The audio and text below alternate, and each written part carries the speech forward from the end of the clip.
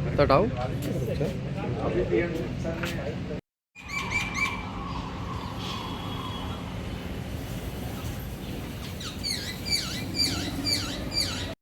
सब लोग आ जाओ, ठीक है ना?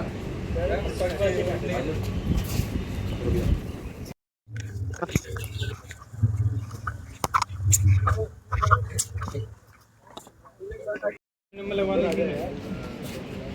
तुम बगल में खड़ा हो जा, बीच में हट जा वहाँ से।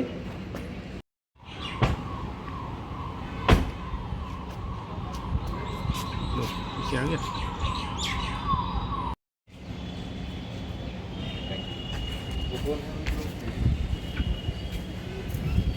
आपके नाम से बोला जाएगा क्या? करते क्या हैं? मंदिर के पीछे अभी करेंगे अभी टीम। हाँ रुक जा। नहीं आ रहा। देसी क्रीम बनाकर एक साइबर पूरी की गई और इसमें कई लोगों का इन्वॉल्वमेंट भी पाया गया। इस तरीके से इसको अंजाम दिया गया, फिर उसको गिरफ्तार किया। देखिए, पुलिस आयुक्त महोदय के निर्देशन में अपराध और अपराधियों पर लगातार कार्रवाई की जा रही है। उसी क्रम में थाना साइबर क्राइम पर एक मुकदमा आगरा के एक निवासी द्वारा पंजीकृत कराया गया था, जिसमें उक्त वादी ने बताया था कि उनकी आईडी, उनकी पर्सनल डिटेल यूज कर किसी व्यक्ति ने एक जन सेवा केंद्र आगरा में खोला है और जिसका प्रयोग साइबर फ्रॉड और धोखाधड़ी में किया जा रहा है, जिस कारण दूसरे राज्य की पुलिस के द्वारा वादी को नोटिस दिया गया। उक्त की जांच साइबर थाना प्रभारी रीता यादव के नेतृत्व में टीम गठित कर दी गई और उनके साथ साइबर सर्विलेंस और काउंटर इंटेलिजेंस टीम ने भी इस केस पर काम किया। इसमें कई चौंकाने वाली चीजें सामने आई हैं। इस पूरे घटनाक्रम में दो व्यक्तियों को गिरफ्तार किया गया है। एक व्यक्ति आगरा के रहने वाले हैं और एक उत्तराखंड उधम सिंह नगर के रहने वाले हैं। इन पूछताछ में लोगों द्वारा बताया गया है कि इन्होंने बिना वादी की जानकारी के उसकी जो डिटेल्स थी, आईडीज थी, उसका यूज कर एक जनसेवा केंद्र यहाँ पर फर्जी तरीके से खोला और बाकी लोगों के साथ मिलकर ये लिंक के माध्यम से एपी के फाइल भेजकर लोगों के साथ धोखाधड़ी करते थे और इनके साथी जो कि हरियाणा, दिल्ली और दुबई से भी बैठकर इस पूरे ही गिरोह को संचालित करते थे। अभी तक आगरा से जो जनसेवा केंद्र संचालित था, इनके द्वारा 10 से 12 करोड़ की धोखाधड़ी करने की बात इन्होंने कबूल की है। साथ ही साथ इनके साथियों ने अलग अलग राज्यों में बैठकर 50 करोड़ से अधिक लोगों के साथ धोखाधड़ी की है। अपराध की अगर बात करें इनके आपराधिक इतिहास की, तो जो व्यक्ति आगरा का निवासी है, इसके ऊपर 5 मुकदमे पंजीकृत हैं।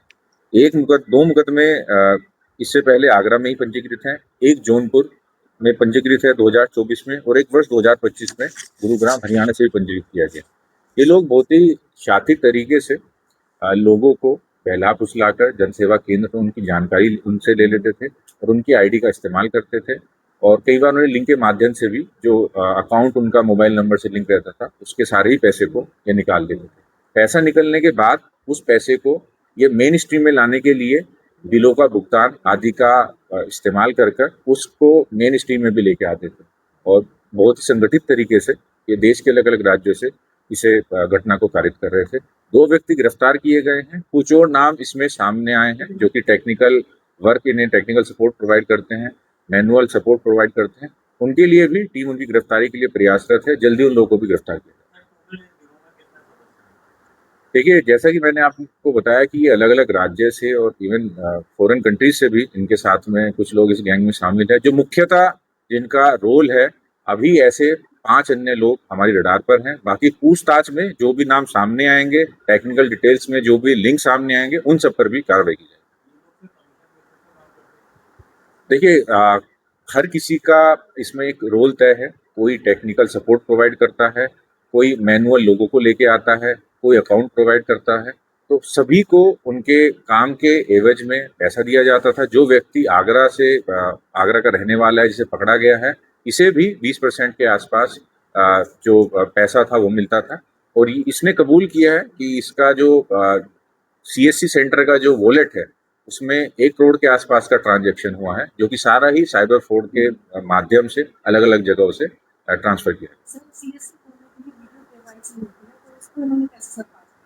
देखिए, जब पहली बार हम लोगों को शिकायत प्राप्त हुई तो हम लोगों ने इस पूरी प्रक्रिया को समझा और इसमें संबंधित जो एजेंसी है उससे भी पत्राचार किया और हमें उसमें भिन्नता पाई गई कि जो आईडीज दी गई थी वो आगरा के रहने वाले वादी की थी, बट जो केवाईसी में एक धुंधली कुछ फोटो या वीडियो हमें सामने में किसी दूसरे व्यक्ति की, तो कहीं ना कहीं किसी लूपहोल का और कुछ धोखाधड़ी कर इन लोगों के द्वारा ये जनसभा केंद्र चलाया जा रहा था। उसके संबंध में भी संबंधित एजेंसी के साथ में हम लोग इस पर काम कर रहे हैं और उसमें भी जो भी दोषी हैं उसकी नियम अनुसार जवाबदेही तय की। Thank you.